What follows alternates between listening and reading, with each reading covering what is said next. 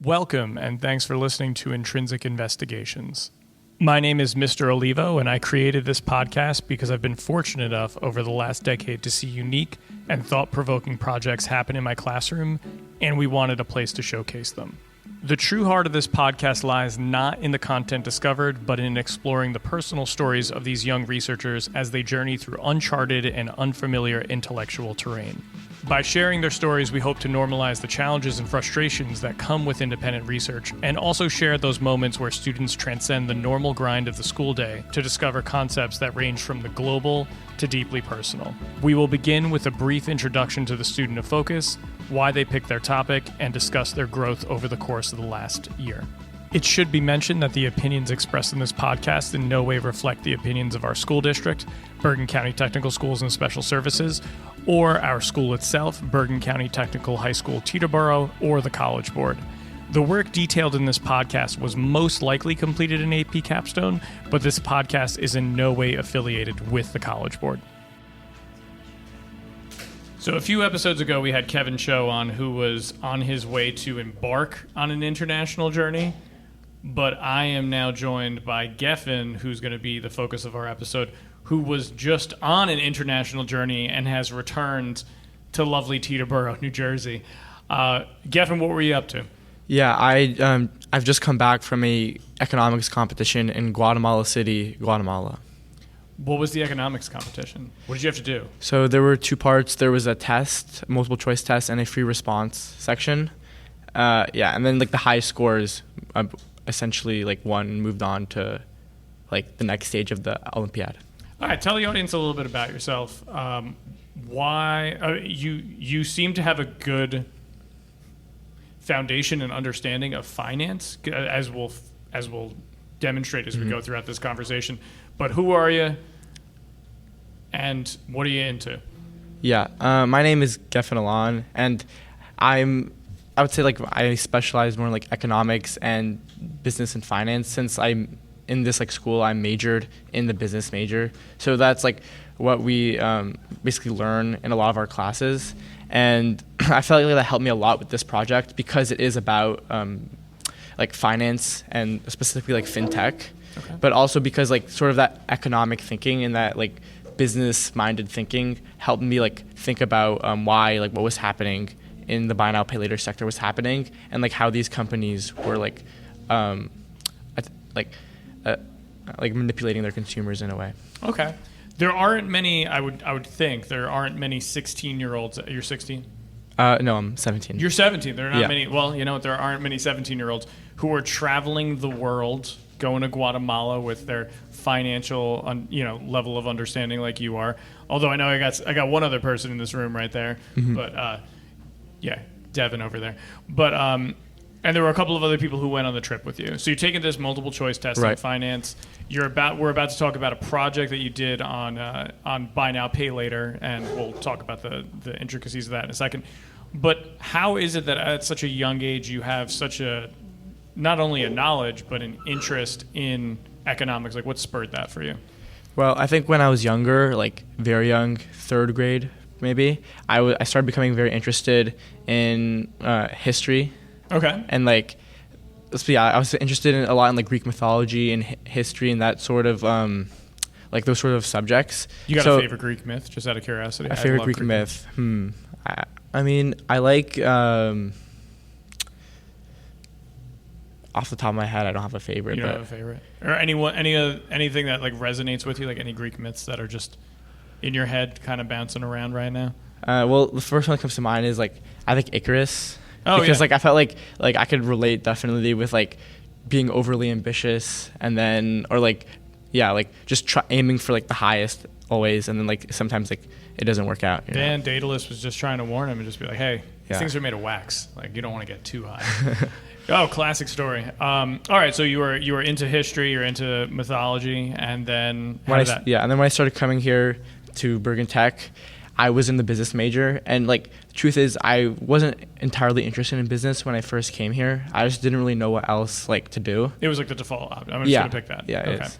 And then like when I started like learning about business and specifically about economics, I felt like it was like the intersection between like history, politics, like also like the sciences in a way, like human behavior. And I felt like that was super interesting. And I felt like it was also interesting how like much of our society, economics and finance like dictates, and like how little like people pay attention to it, but how it's actually like extremely important, and it influences like essentially every single subject that people discuss, like domestic and international politics. Sure. Like why people like buy things and like how people behave, and like like how people live their lives, like standard of living is extremely important, and how that influences like essentially everything, like, and like how we ration resources especially. It's funny because I was just on the way to school today. Prior to that, I had to drop off my third grader, and the word of the week at his school was critical thinking. And I go, do you know what critical thinking? So we're driving in the car, and I'm like, do you know what critical thinking is? And he's just like, no, not really. Just like I was like, it's like the idea that you should question something. You should question something. You should investigate something, whether that something's you. It could be something outside of yourself, but it's a way of digging deeper and building a body of knowledge. And we were listening to the radio and commercials came on. And I go, here's a perfect example. I'm like, why do commercials exist? And he's like, to make money? I'm like, for who? Like, who makes... I'm like, it actually costs money to put commercials on the air. And then we kind of had this back and forth of what does a commercial do, like raising awareness of a product or a brand. We talked about how, because he watches football, I was like, can you name some insurance companies? And he goes, oh, Geico, Allstate, State Farm. And I'm like, yeah, like you wouldn't know those things otherwise, but there is a financial incentive to those companies making their presence known to you even at a young age. Yeah. So I see, like, I definitely resonate with that. Like the fact that like business and like economic thinking like really like allows you to question things, because like economists spend like all their time like balancing trade-offs. Yeah. Oh yeah. Yeah, there's like a joke by I think Harry Truman, where he said that he struggled to find like a one-armed economist, because each economist would just say, on the other hand, this, and on the other hand that. That totally makes sense. It's like the risk. It's just constantly thinking of risk reward in a particular context. Even in advertising, it's like the risk of investing the money to run the advertisement versus the reward of, do I get potential customers off of that? Yeah, and like the benefits benefits versus costs is like especially like a big thing. Like in my research, I mean, we'll get to that, but like definitely balancing like two variables, like balancing innovation and like consumer harm is definitely like a big theme of my work. Yeah, and that's a great segue into what your work is about. So in a nutshell, if you had to almost give like an abstract of what your work was about, what were you setting out to investigate, and what did you end up finding out at the end of your investigation? Yeah, so I set out to find themes in like what consumers were complaining about, like with regards to buy now, pay later companies.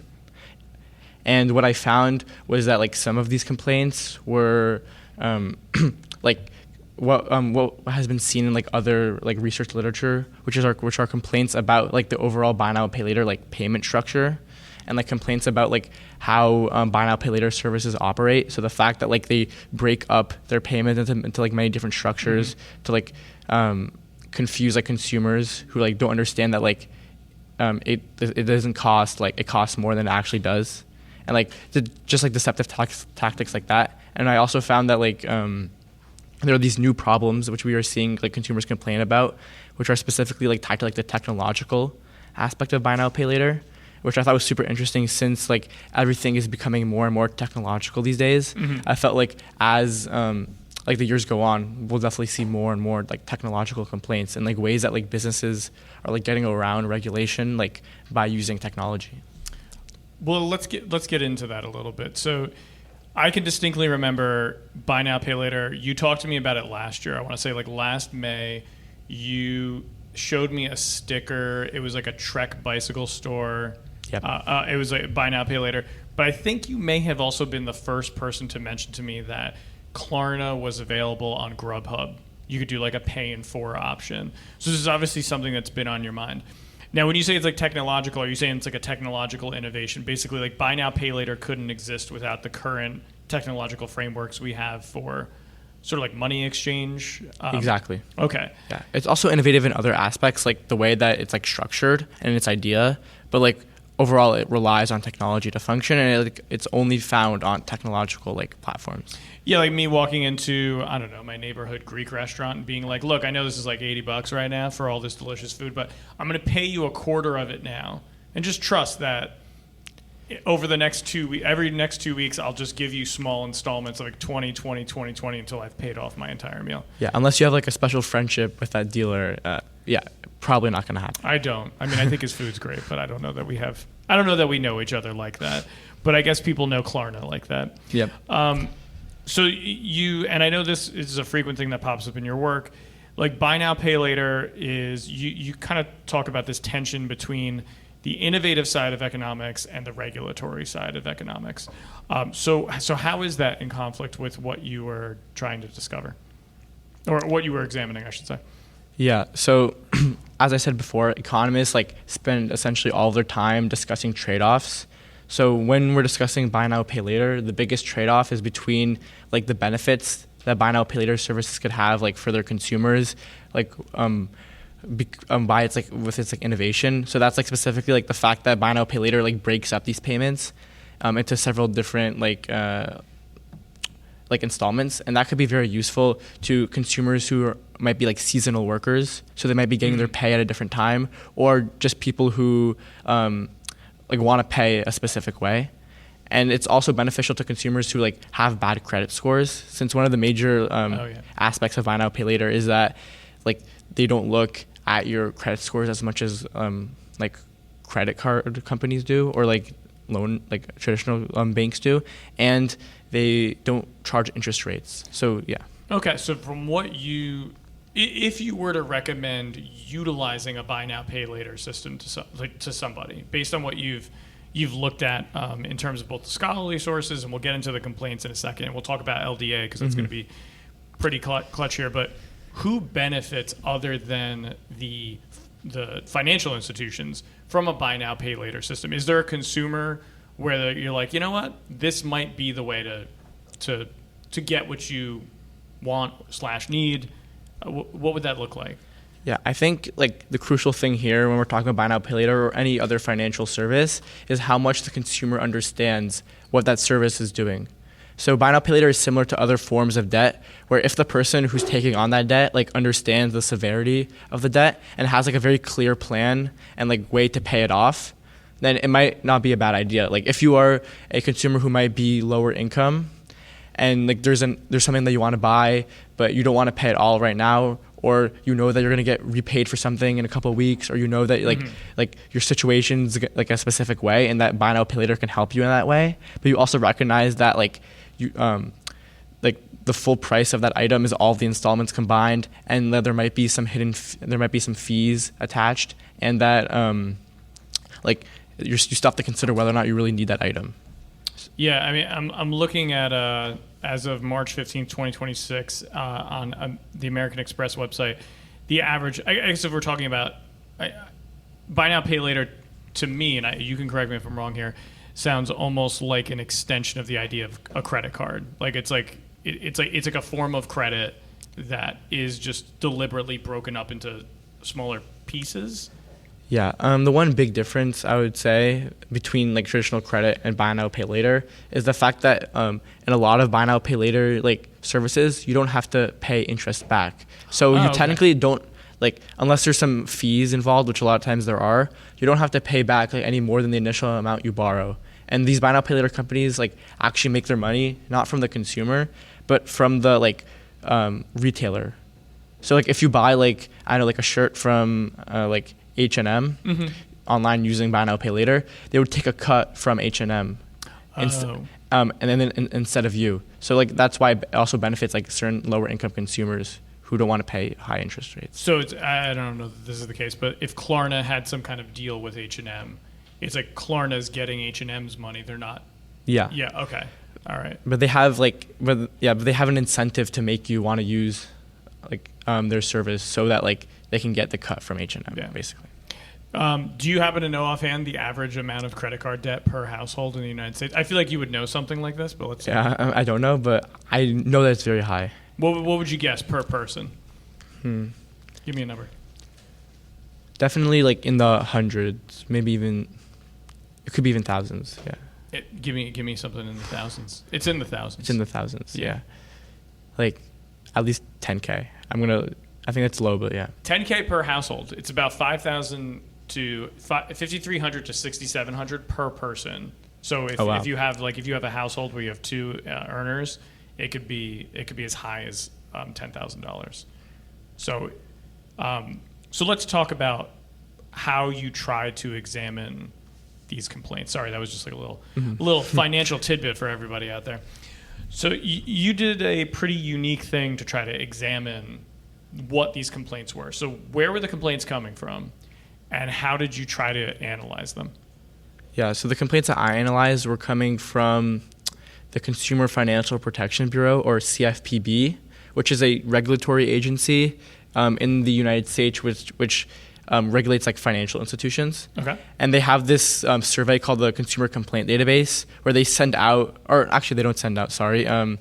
It's a survey where essentially people who have complaints about these companies about these fintech companies file complaints, and then the regulatory agency promises to maybe look at those complaints and regulate those specific companies if they're doing something wrong. So perhaps they will look at it, but you looked at it. Yeah. Geffen was on the case.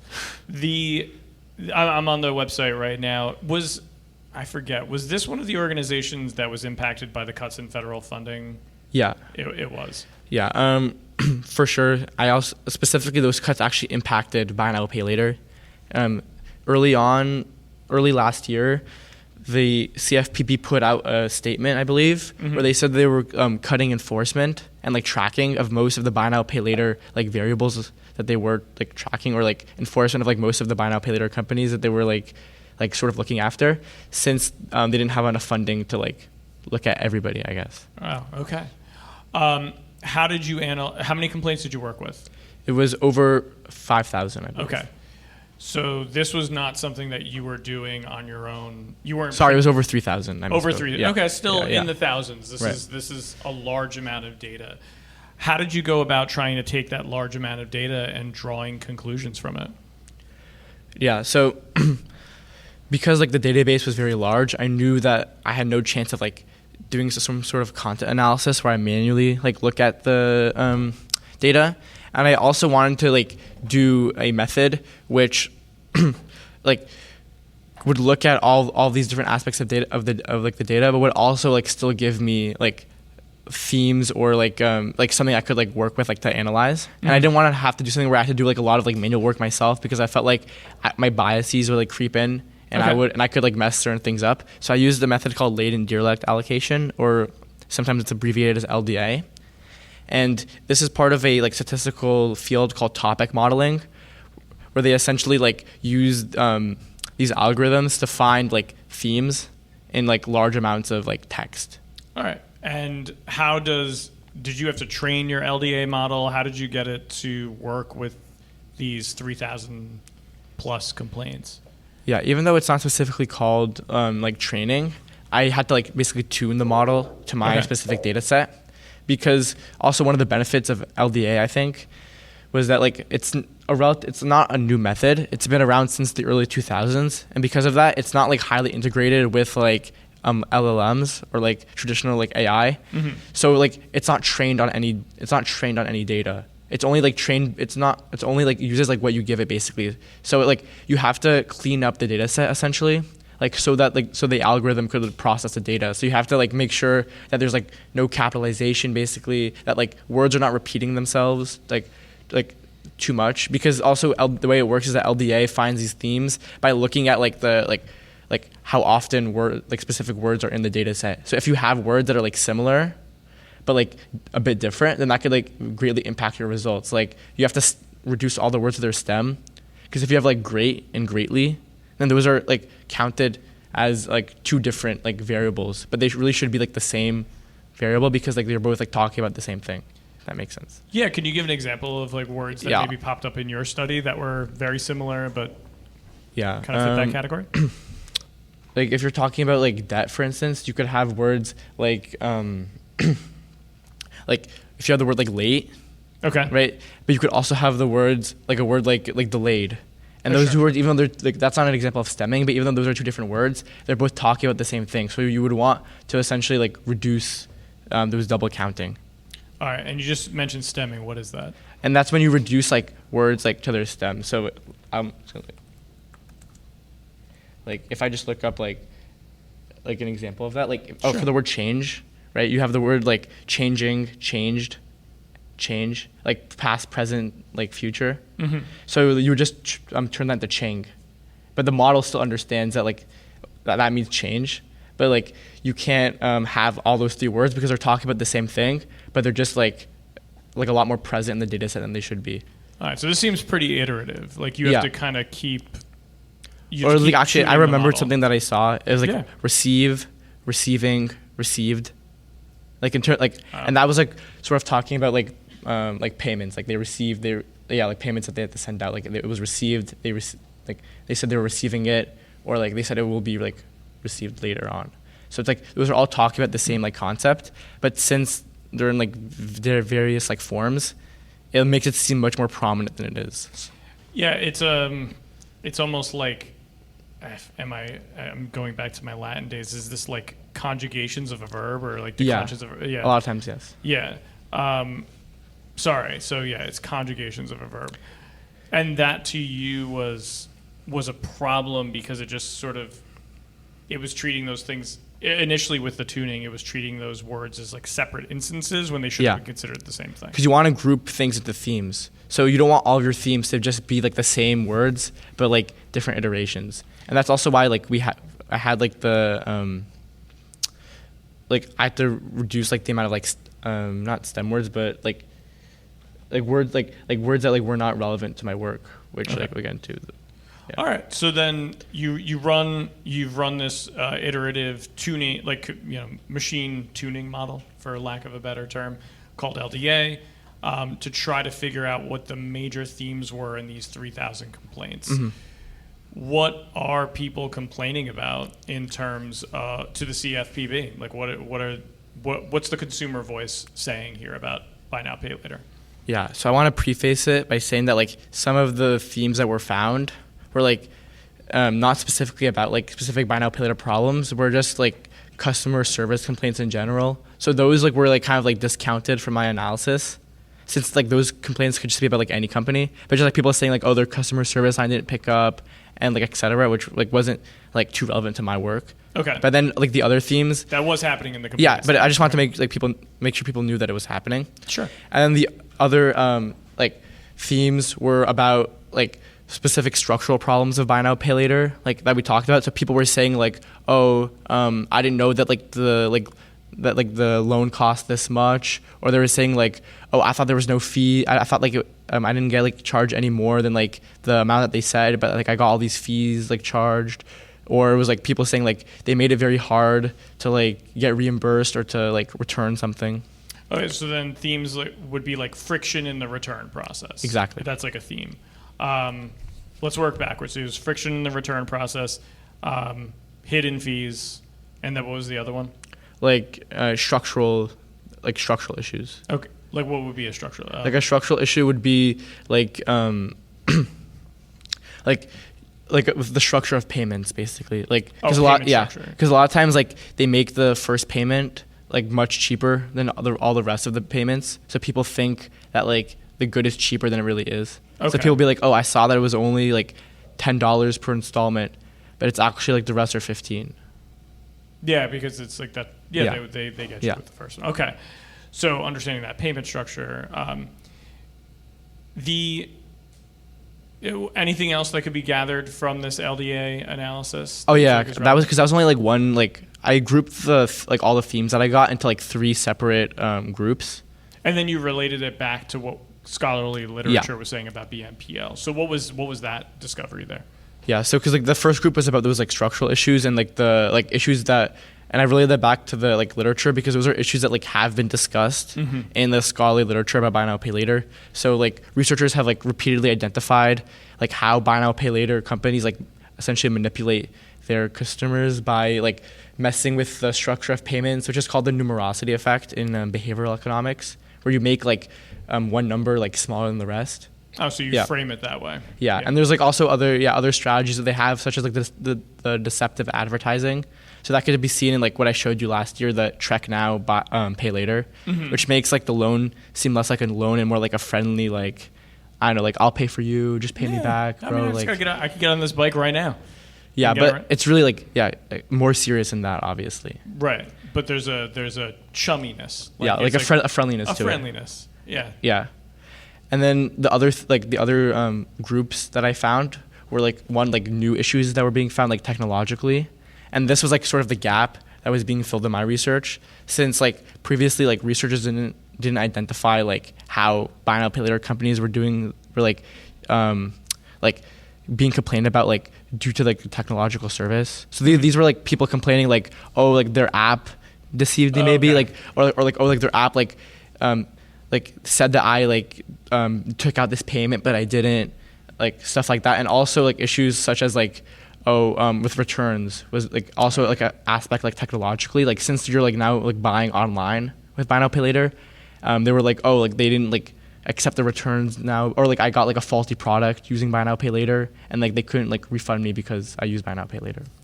Oh, I didn't even realize that it disrupts the return process if it's... Yeah, I think it could. It could potentially disrupt that process. Let's just... This is going to be a little bit off topic, but I think it's related to your work. So it seems like, and again, I'm more than happy to be wrong on this podcast. It seems like that buy now pay later is just another new innovation in reducing consumer friction for purchasing. Yeah, that's a very accurate description. Okay, because if this was 40 years ago, even paying with a credit card 40 years ago was like a wild process. Like someone had to get this machine out where they would like could chunk it. I don't even know how to describe the verb. It's just they would like slide it really fast across a credit card. It would take longer to pay with a credit card than it would with cash. Which is why, like, it is kind of like if you ever watch a video of people paying with credit cards in the 1980s, you'll see what I'm talking about.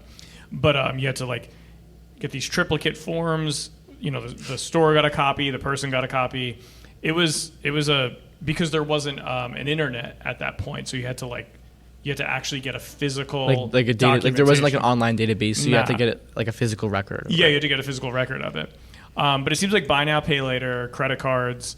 All get around that, or they play to that cognitive bias and behavioral economics of the cashless effect. Yeah. So not only now it's like credit cards and electronic payments remove the barrier of cash, but it seems like buy now pay later removes the barrier of even all of your digital money being paid up front, even though it does represent a form of cash. Is that accurate? Yeah, that is accurate. Because like also like in behavioral economics, there's a lot of talk about like loss aversion, where like the effect like people like they don't like to feel like they're losing a lot of money at once. So that plays into that by like like breaking up the payments. So there's actually people in like surveys who feel that loss. Yeah, there's people in surveys who've reported like using buy now pay later, like not for any financial reason, but just because they feel less bad about buying something, like if the payments are broken up. Because instead of feeling like, oh, I spent all this money like on this dress, or like I spent all this money on this suit, you're like, oh well, like I only spent like this amount of money now, and like I'm gonna spend this amount, and I'm like, it's not like out of my bank account yet. Even though in the long run that amount of money might be higher than you would have expected with interest. Like you can get charged interest on a buy now pay later platform. Yeah, I mean, no, usually not, but like sometimes they have like fees which like could operate in a similar like manner, like in but lieu of interest. Yeah. I guess it also becomes easier to buy things that you don't even really want that bad because you feel you have the illusion of affordability. Yeah, that's like also one of the central issues that researchers have found with buy now pay later services is that like they push people to spend more, like not only because it feels easier, but also like remember that they have an incentive to do so because they want you to spend as much money as possible so they can keep getting the cut from the retailer. And you can also argue that they have a less of an incentive compared to like traditional credit card companies to make sure that you can pay back that loan, since like they're getting the cut mostly from the retailer. Interesting. So it's like I feel like buy now pay later services also operate on more of a quantity over quality type deal with loans. But all right, Do you have any advice for people out there? I mean, the United States right now, if you look at polling data, we're in an affordability crisis in the eyes of consumers. Do you have any advice for people if they were considering using buy now, pay later, based on what you saw in those complaints? I think the most important part is that you always have to pause for a second and think deeply before you make any purchase. And explicitly, I think people should think about whether or not they really need to make that purchase, or whether or not they should. And don't let your don't impulse buy for sure. And make sure that if you're buying something with buy now, pay later, that it's something that you could buy, you could afford to buy comfortably, or something that you would buy if that service didn't exist. So if you had to take it out in cash right now and pay for it, if you couldn't do that comfortably, then maybe it's not the point for you right now to be using buy now, pay later. So in a world that's giving you tons of frictionless shopping options, you have to use your power of critical thinking to create your own behavioral friction, it seems. Yeah. You have to create that own friction for yourself, so you can pause and think about what you're actually doing financially, because the goal of a lot of these fintech companies is to reduce that friction. So you just behave on impulse, and you just buy on impulse because you want something in the moment. But by creating that friction by yourself, then you could be the one to tell yourself to stop and to manage your finances in a more responsible way. Awesome. Thank you so much, Geffen. Thank you for having me.